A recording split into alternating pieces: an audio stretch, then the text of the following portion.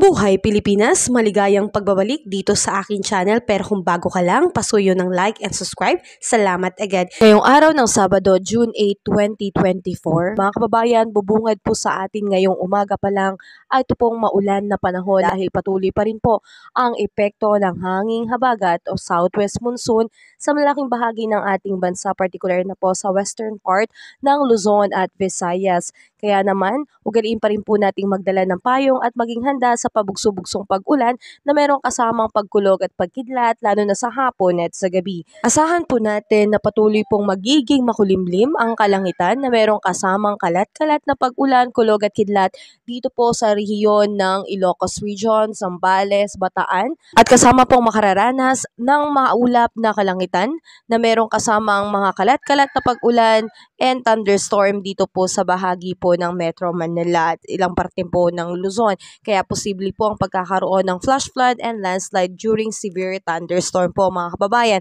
Samantalang asahan po natin na ang temperatura lalo na po dito sa Lawag ay posibleng umabot po sa katanghalian sa 32 degrees Celsius, Tuguegarao 33 degrees Celsius, Baguio 22 degrees Celsius, Metro Manila 32 degrees Celsius, Tagaytay 30 degrees Celsius at Legazpi po aabot ng 33 degrees Celsius.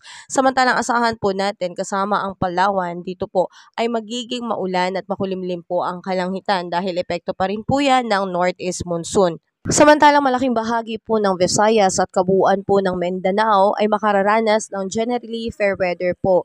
May tsansa po ng pagkakaroon ng saglit na pag-ulan sa umaga pero may tsansa din po sa hapon na pagkakaroon po ng mga localized thunderstorm. Pero pagdating sa tanghali ay magiging maalinsangan po ang kanilang panahon. Sa ngayon mga kababayan ay wala pa rin pong namumuong bagyo o sama ng panahon sa labas at loob ng Philippine Area of Responsibility kaya wala pa po tayong dapat na ipangamba. Sadyang maulan lamang po ngayon dahil sa epekto ng habagat at dahil rainy season na po.